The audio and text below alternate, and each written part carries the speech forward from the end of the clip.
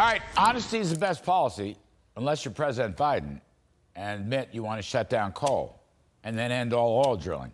In fact, end all fossil fuels. Joining me now to talk about it, Steve Forbes, Forbes Media chairman and editor-in-chief and author of the very important book, Inflation. Steve Forbes, welcome back on set. Good to be with you.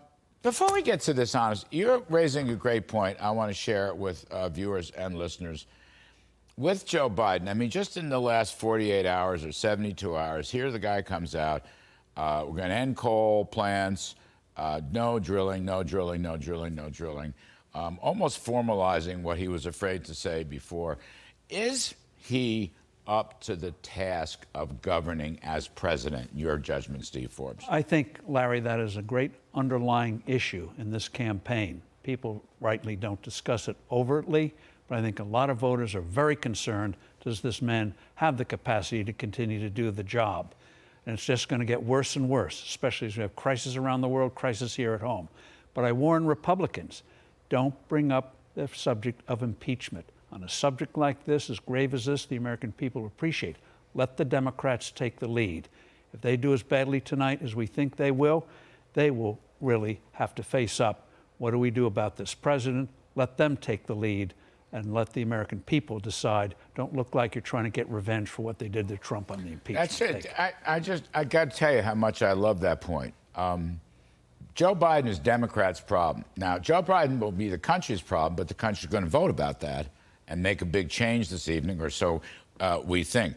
The Republican job, I'll toss this out, should be to show people a way out. Here's what we're going to do with our principles and our philosophy to get us out of this mess, to get back to peace and prosperity, which we seem to have lost. Is that fair? That's the GOP job? That's the GOP job. And one of the things they should do immediately in January is pass legislation to open up federal lands for oil and drilling.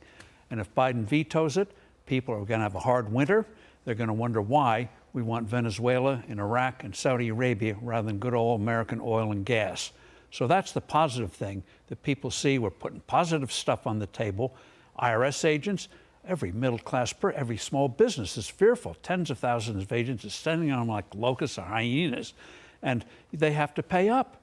You know, here, pay $1,000 and we'll get off your back. It's extortion, and people know it. So stop with things that people are worried about, and you've got positive solutions. You know, I think it's interesting that you and I, old line supply-siders, we're hopeless supply-siders. We always have been.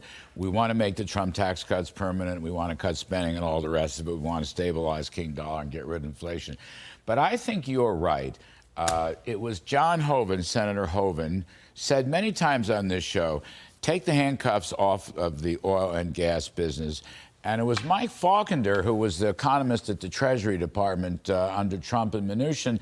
Faulkner said, oil and gas permeates every part of American life. And we've read off ad nauseum 150 areas, including insect repellent, that comes from refined petroleum. So you agree with that. Go for that first. Make the point there. The other stuff doesn't have to wait long, but maybe start with that. And you can even appeal to Silicon Valley. Silicon Valley knows high tech is a voracious consumer of energy. They don't like to talk about it. Right. But you take the global cloud.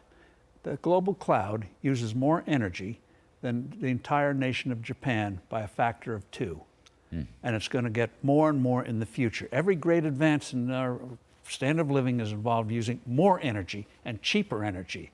So let's play to that. If we want a better future, we need more of this energy, not less of it, and making it artificially expensive, as this administration's trying to do. There is no growth in the Democratic platform, never has been, and I doubt that there ever will be. It's incumbent on the GOP, I think, Steve, to restore just the principle of growth. I mean, yeah, the policies too, but it's like the country has been bereft of growth discussions almost from day one. You know, equity, racial this, racial that, gender this, gender that. How about prosperity? You never hear that. All of that stuff is poison, saying democracy is at stake. We were born as a republic. It's in our genes, and not like Germany and the Weimar Republic or anything like that. So play to our strengths and point out an exciting future out there. And healthcare, imagine vaccines for cancer, discovering cancer before even the symptoms show. All that kind of research gets quashed the more the government gets involved. You see it in Europe. Once a great fan of pharmaceuticals, now not so much anymore because of one-payer systems. Does Joe Biden have the character to reset, to deal with a Republican House and Senate? Does he have the strength? Does he have the self-confidence to make a big change here, which is what the country is probably going to call for tonight? In other words, could he do what Bill Clinton did in the mid-1990s? Yes, sir. And under Bill Clinton, we got welfare reform. He didn't like it, but he signed it, and a big cut in the capital gains tax. Yes. And no taxes on the internet. That came under his, even if he didn't like it. He let it happen because he knew that's where the country wanted to go. Does Biden have that kind of strength? I'm not so sure anymore. He just goes along with what the left tells him to do. Makes these and that's another thing. People wonder, does he have the discipline?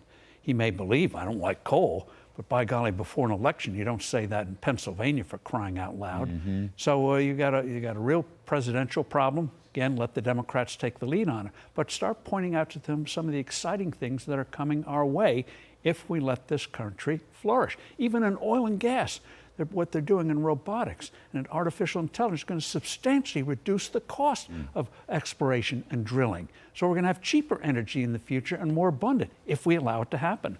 You know, we got to go, but I'm listening to you. This is great stuff, original stuff, Steve Forbes. Thank you. I'm just thinking to myself, we need some optimism. Joe Biden and that group has become nags. You know, I mean, now, like, this is wrong, and that is wrong, and this is, and we got to change it, and we're going to show you how to change it, and if you don't like it, we're going to force it down your throat to change it. Can we have some optimism and a little dose of freedom on the way? I mean, that's what America... And that's what the Republicans have to portray. People don't like to be nagged. Individuals can make their own choices. You know, going back in history quickly, liquor was a huge problem in this country 200 years ago. Massive alcoholism. How was it tackled? People saying self-governing people need to have self-government means self-governing individuals. And so it was a public movement that did it, not government. Government got involved later, but it was spontaneous, people saying we got a problem here, let's deal with it, and we did. Trust the people. They'll deal with it. Let them make the right decisions. They'll do it more right than a central bureaucracy will. Well, I've been trying 27 years. Haven't had a drink 27 years. That's all right. Steve Forbes, you're brilliant. I mean, what a pleasure to have you on this Election Eve show.